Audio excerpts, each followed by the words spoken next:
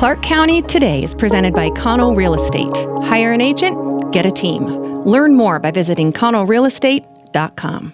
Hey everyone, Chris Brown here with your Monday edition of the ClarkCountyToday.com video update. Well, a 32-year-old Vancouver man is facing charges of second-degree murder stemming from an incident over the weekend. According to probable cause documents obtained by Clark County Today, Cody Nutter is accused of shooting 35-year-old Daniel Tveit multiple times Saturday evening in the foothills east of Amboy.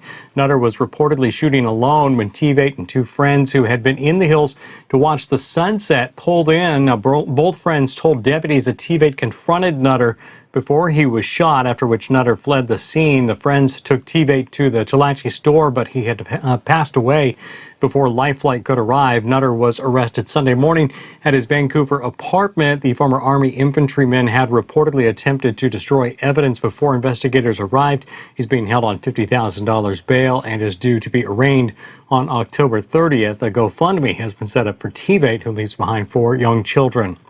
In COVID-19 news, Clark County added another 124 confirmed cases over the weekend with no additional deaths. The total reached 4,230, though Clark County Public Health announced 12 cases that were previously part of that total were removed after data reconciliation showed that they lived outside the county.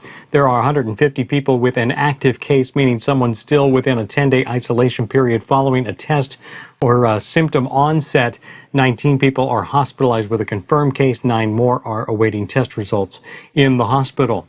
Well, cooler weather is in our forecast, including potentially our first frost of the season later this week. And that might have some of you wondering, what are the chances for a good valley snowstorm or two this winter? Well, the National Oceanic and Atmospheric Administration released their winter weather outlook last week with a relatively strong La Nina weather pattern setting up in the southern Pacific. The Northwest is likely to see cooler and wetter weather this winter. The National Weather Service in Portland says they expect things will be relatively wet but mild through the end of this year. But January, February, and even early March hold the potential for colder than normal temperatures with rain continuing, and that could set us up for some good snowfall in the valleys. But as with all things weather-related in the Pacific Northwest, there's a high degree of uncertainty down here. The mountains, however, should see higher than normal snowpacks, which is good news for skiers and farmers next summer. Well, as we noted Friday, the historic movie theaters of Clark County have reopened. The Liberty Theater in Camas came back October 9th, and Kiggins Theater in Vancouver had its reopening this past weekend. We spoke to both owners, and both are thrilled to be back safely. The Liberty went with the classics The Goonies and The Empire Strikes Back on its reopening weekend. Kiggins went with Back to the Future this weekend. Not only a favorite of owner Dan Wyatt, but the Kiggins marquee got some national attention early in the pandemic when using a quote from this movie, something about staying home or else. Oh, and Doc Brown and Marty McFly made an appearance too. Now, best go to each theater's website to see what's showing. Both theaters also have different protocols for the pandemic. The main things to remember: buy tickets online, and theaters are at 25% capacity. Oh, and buy some popcorn. Kiggins likes to say it has the best popcorn in Vancouver. Liberty just might have the best in Camas. Both owners support one another. Both are happy the other is back in business. For more, see our story on ClarkCountyToday.com.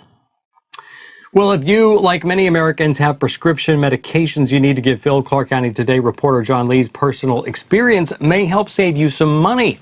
Needing a prescription after a recent eye appointment, Lee ended up at a pharmacy with a very helpful technician who helped fill that prescription for just $5 compared to $38 to $65 it would have cost elsewhere.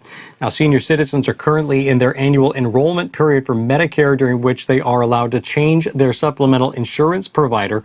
Private employer-provided insurance plans offer a similar choice between now and December 7th. For all the details of how you might find similar savings on your own prescriptions, be sure to read our full story at ClarkCountyToday.com. Hey, we're always happy to publish opinion pieces from our readers. Today, we had the opportunity to share with you a column by longtime area newspaper icon Marvin Case, the former owner of the Reflector newspaper. Now, from time to time, Case is kind enough to share his thoughts with us, and today, his focus was on political campaign signs. Case said he made a recent trip to Carson City, Nevada, where he saw plenty of campaign yard signs of the political presidential candidates with apparently no retribution or backlash. Meanwhile, Case said he is aware of incidents here that would indicate that's not the case in Clark County. Case said he knows of one person in Vancouver who hung a Trump banner at their home a month ago, and soon after, a rock went through their window. Now, there's no evidence that rock was thrown through the window because of that Trump sign, but the homeowner believed there was a connection. Case goes on to share some of his own personal thoughts on political expression. You can read his full column at clarkcountytoday.com. And if you want to share your own letter to the editor, you can use our online submission form to do that, or email it to us directly, news@clarkcountytoday.com. Just make sure to include a photo of yourself for publication. And that is your Monday check of the headlines from clarkcountytoday.com. If you want to see when stories are posted and be part of the conversation, be sure to follow us on Facebook, Twitter, and Instagram. You can share your thoughts about what's happening in our community. For all of us, I'm Chris Brown. Thanks so much for watching. We'll be back with you again tomorrow.